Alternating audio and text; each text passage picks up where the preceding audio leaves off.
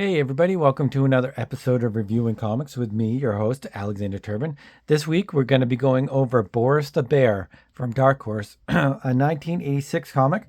But before we get into that, I'd like to show you some of my own work. This is Random Access. You can check this out at patreon.com/Alex Turbin. It's a 12-page full size, sometimes full color, but it's been black and white recently. Here's also Mutandis. Like I said, you can get these at Patreon, and you also get a sticker with the 12-page comic every month for only $3. You can also check these out at alexanderturbin.com, and all of the random accesses are there, and Mutandis and Forlorn, and basically almost everything I've done in the last 45 years doing comics.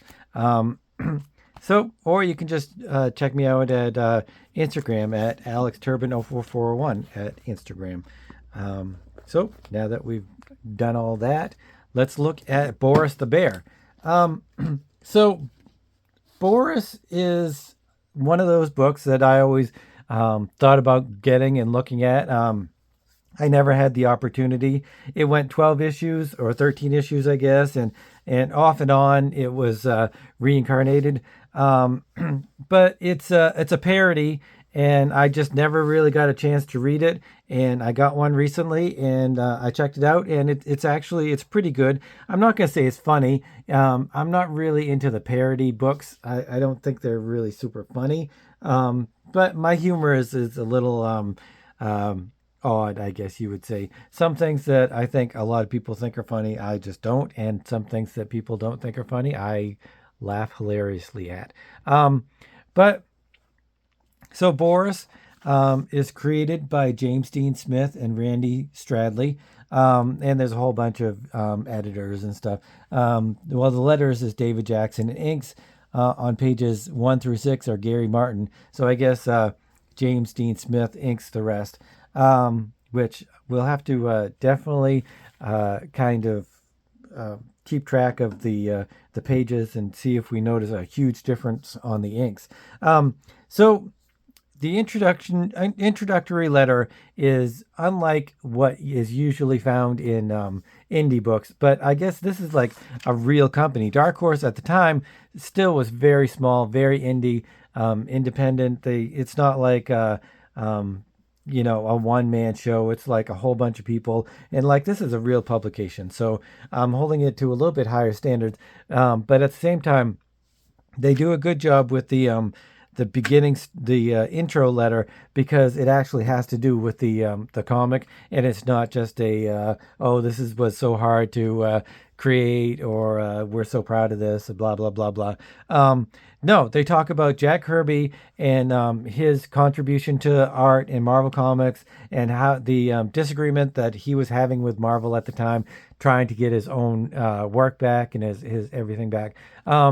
I am of a split mind, because yes, he should have gotten a bunch of money.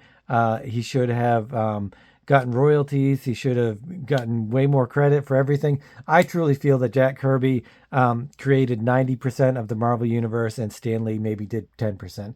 That is quite a huge debate out there. Let me know what you guys think, if you think Stan deserves a little bit more credit, or Jack deserves the bulk of the credit. But for me, I mean, just hearing how the stories were created, it just seems like Stanley was maybe a big picture guy and just threw kind of a few ideas at Jack and let him go and let him do it his own thing. And for me, means that the majority of the work was done by Jack. I think it was done 90% by him. So he definitely should have got more credit at the time, and more accolades and more money. At the same time, he did work for hire, and he knew that his pages were not going to be owned by him at the time. So it's hard to say that he should renegotiate years later about whether or not he should own his art or have his art. It's a very convoluted issue, and I definitely always stand with the artist.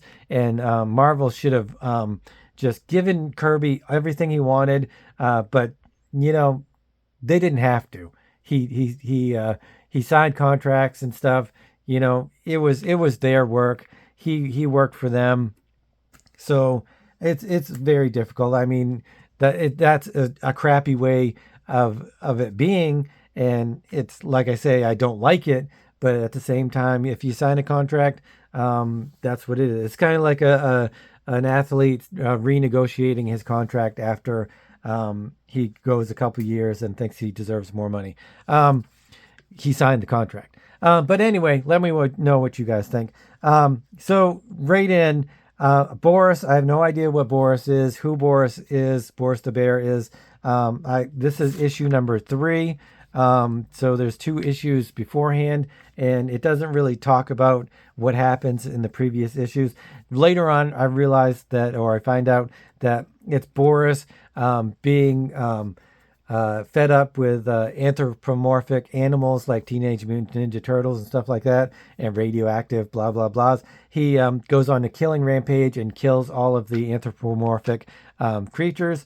And I guess he in the second issue does a bunch of other comic book stuff. I think he actually talks to Jack Kirby, but he's Kirby in this. This is very much in the vein of the aardvark there, Cerebus. It's very parodying. It's humor, tongue in cheek. But Cerebus transforms into something else, and I kind of think that Boris was maybe kept being the same thing. So anyway, in the first pages, first panels, we come across the corporation, and that's supposed to be Marvel, and they talk about this whole thing about how Boris has a can opener given to him by Kirby. That's a cosmic can opener. So I mean, it goes right into the spoofing Marvel Corporation wise, and they just have this dialogue back and forth. The corporation wants it, and he's not going to give it back because it's owned by Kirby. So the paradigm and the comparison between the corporation, Marvel's corporation, or whatever these guys are, and what Jack Kirby is going through with Marvel is it's definitely prevalent. It's very spot on, and it's almost more than parody. It's almost just relating what he thinks about is what is going on and what should happen.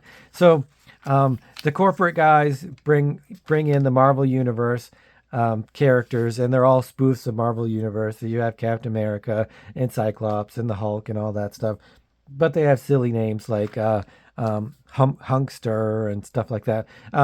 They had Black Bolt, which is hilarious throughout the whole thing. Black Bolt has word balloons but no dialogue, which is of course his thing where he can't talk or he kills everybody.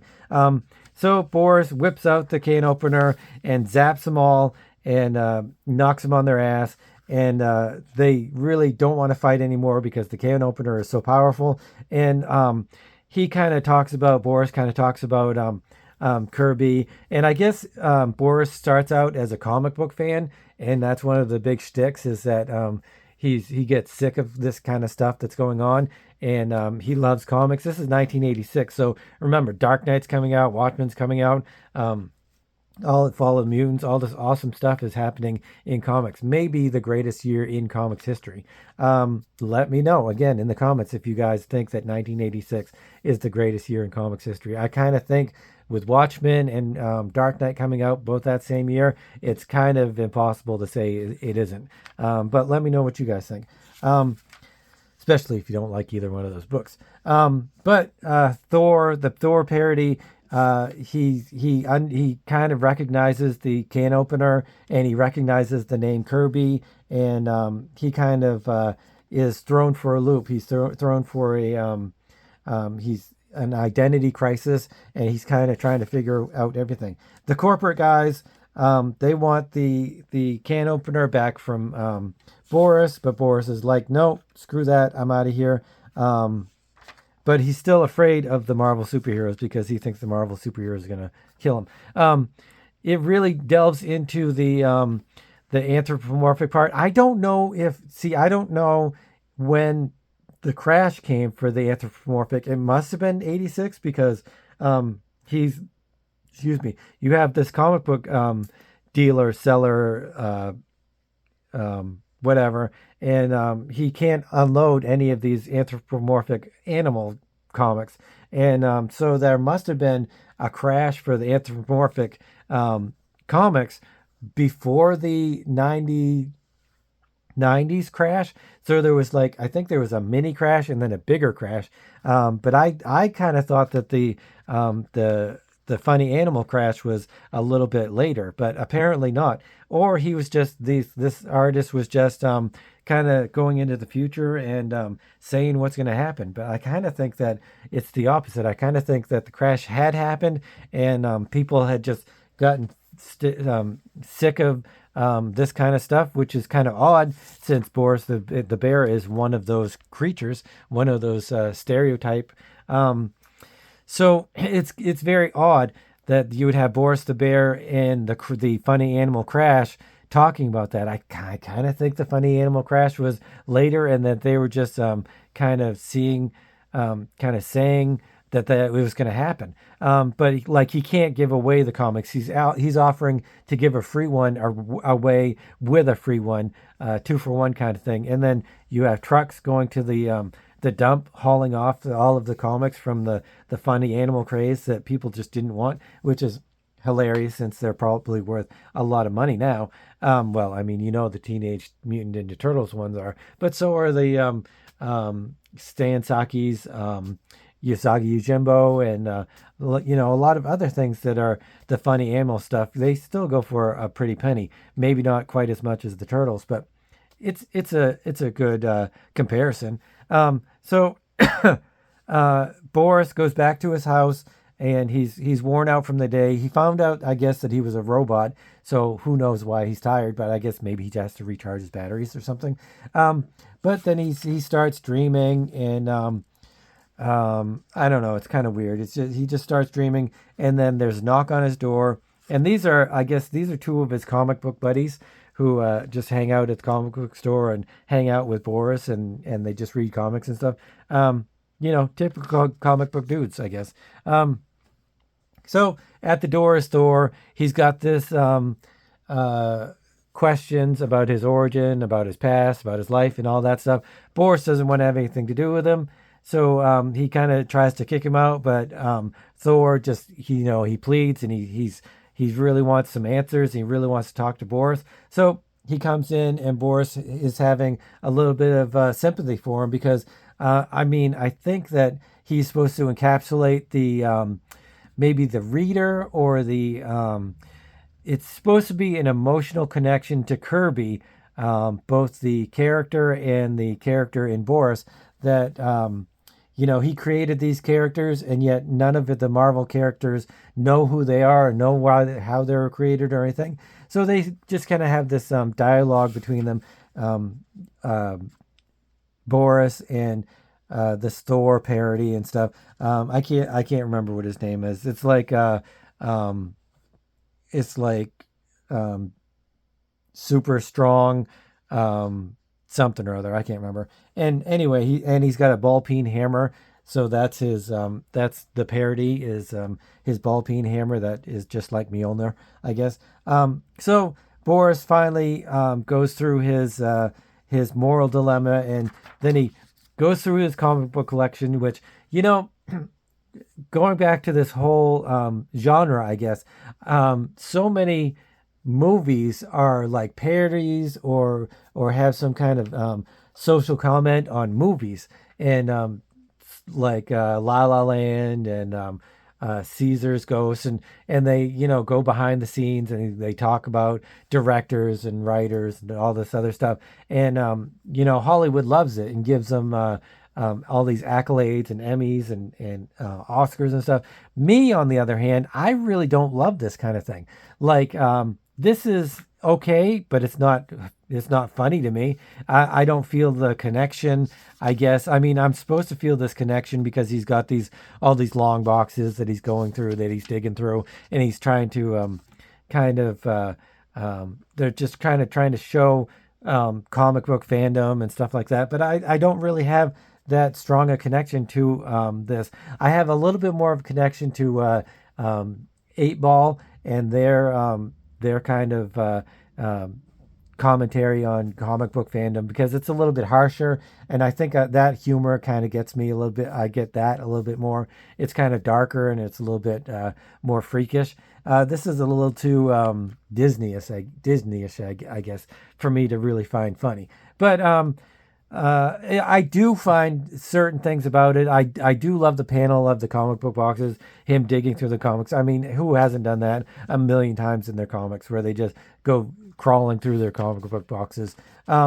So he shows the comic to the Thor parody, and Thor finally realizes that he's not a real person. He's actually a character created by Kirby, and he just kind of takes off, and he says he's gonna have a melancholy moment before he decides what to do for taking action, because I guess I mean that's what comics were turning into.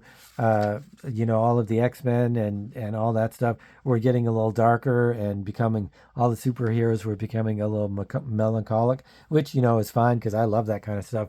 Watchmen and everything. But so then he goes back, and this is an odd little thing. He goes and he finds this comic. He never bought it, never purchased it.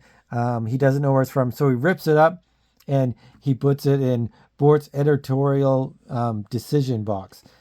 It's an inside joke, I think, for either people that have read the past 2 issues or for the creators and the editors and stuff. So I don't know the joke, so I don't think it's funny. But this is the next day anyway, and Boris is up and he's ready and raring for the day, and he goes to his friend's house, and he wants to go to the comic book store, but I guess I'm thinking that he had fights with the funny animals in the comic book store, and maybe smashed up the comic book store because he's banned from the store. Excuse me. But they go back into the comic shop, and the guy's finally, all right, fine, come back. You can come back in, but don't destroy anything. And nothing. He's like, something always bad happens whenever you come to the comic store. And Boris is like, oh, that's silly. And then boom, he's attacked by the Marvel character parodies again. And this is what he's kind of afraid of, being attacked, by the Marvel parody characters again. They kind of fight. They have this big fight. He uses the can opener. Actually, they zap him first. And then there's like a little Ant-Man parody where Ant-Man's like, give up, and then he just squishes him, which is kind of funny. I mean, that's a little bit kind of funny. And then the Thor parody, I'm going to get sick of saying parody, comes along, and Boris is just fighting, and then this guy calls up the comic book store, and Boris picks up the phone, and he's looking for he has a fine condition of something. It's all a little thing on the Quebec collectability of comics and stuff like that, which is kind of funny, I guess, if you think that's funny. So I mean, nowadays it would be on CGC and stuff like that. So I guess maybe I should do a new parody on the collectability of comics and stuff like that, which I'm sure there's somebody out there that's done that. But anyway, so he hits all of the heroes with the cosmic can opener and knocks them for a loop, and then Thor, they're closing in. He knocks them for a loop, but then the backup comes and from the corporation, and the corporation sends even more backup, and they're supposed to be the Fantastic Four parodies, and but Thor's has had enough, and he has to let all of his friends and fellow created characters kind of know what's going on and where they came from, and they all look at their own comic books and they're like, that's Kirby, that's where we came from. And so they revolt against the corporate leadership of Marvel, and basically they tell Marvel to do what's right and give Kirby his due. And they're like, nah, we're not going to do that. Instead, we're going to create a new universe. I think that, I don't know, when did the new universe came around? Was that 86? Maybe that's what they're talking about. Little did they know that would crash and burn. But then you have the Ultimates, which was a success. So maybe if they had originally done an Ultimates kind of thing where it was a grittier, more realistic Marvel's universe, it would have been cool. But I think it was just a time. It took time to kind of mold society into figuring out what it needed. And I mean, Mark Millar did the first Avengers, I think it was. You really needed the right creative team, the right background, and everything to kind of get the Ultimates going in a new direction. I mean, it eventually fizzled out because you can only have really one universe going at the same time and have them be both popular, within a reasonable amount of time. But anyway, so you have the corporate leaders are like, well, we'll screw that. We'll just start a new universe, and it's really this short guy, which I assume is supposed to be Stan Lee, maybe, or maybe it's supposed to be just an icon of some kind of corporate head. But they say that's a stupid idea, and they kick him out. They fire him, I guess, and so he cries like a baby.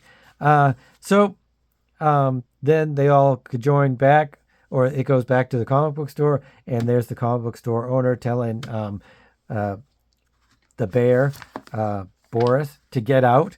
And then the epilogue is just him putting the cosmic can opener away, and them just talking about comics in general and what's going to happen. And then there's some sort of giant hand that comes out. I don't know if that's going to be the Thanos, all that Thanos, Infinity War and all that stuff. I don't know. Well, I'll have to get the next issue. So, and then you have some advertisements and some mail and stuff like that. So this was an enjoyable read. I did enjoy it. Like I said, it's not my kind of humor, but I did enjoy it. You can enjoy a humorous comic that isn't funny or you don't find funny. You can still enjoy it because there's lots of elements to comics, and you can enjoy the art, enjoy the writing, and all that stuff. And as for the writing, I really did like it. The characters, Boris really threw me for a loop because he's a little bit more. He's not dark at all, but he's not cartoonish either. He's kind of a just a comic book collecting dude, I guess, who's fed up with stuff. So I mean, the writing, I really enjoyed the writing. I didn't love it. Like I said, the topic isn't really my favorite thing, and it's just kind of like I would never buy this book continually, knowing what it is now. I'm not going to really go out and try to find a Boris 4 or 5 or whatever.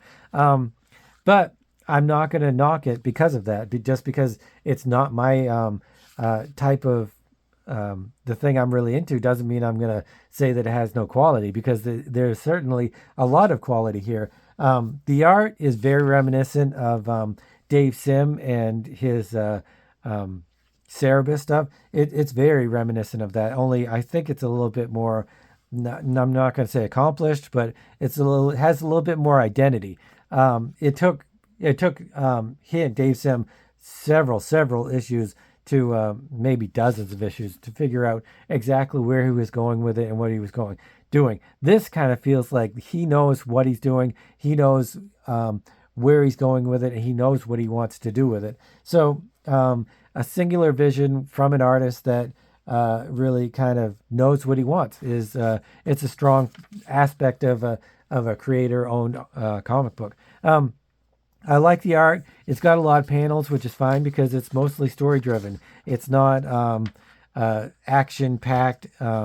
There is action, but it's not the whole thing. It's lots of panels, lots of story, and it feels like when you're done with this, you feel like you've read a lot, and it was enjoyable. It really was. The art I really like.